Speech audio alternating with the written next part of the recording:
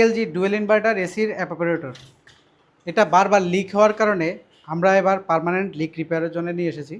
দেখতে পাচ্ছেন এই পাশে নতুন ইউ ব্যান্ড রিপ্লেস করেছি এবং এই পাশেও।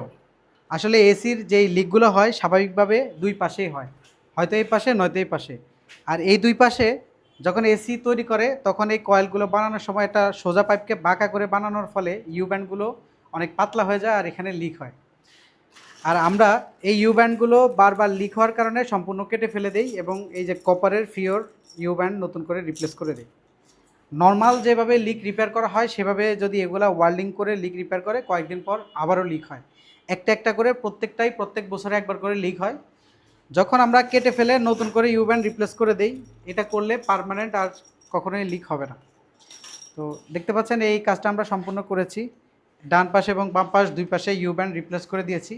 অ্যাপারেটরটা এখন একদম নতুন এসির মতোই পারফরমেন্স দিবে এবং কুলিংয়ে কোনো রকমের পার্থক্য আসবে না। আর লম্বা সময় ধরে খুব ভালো ঠান্ডা হবে।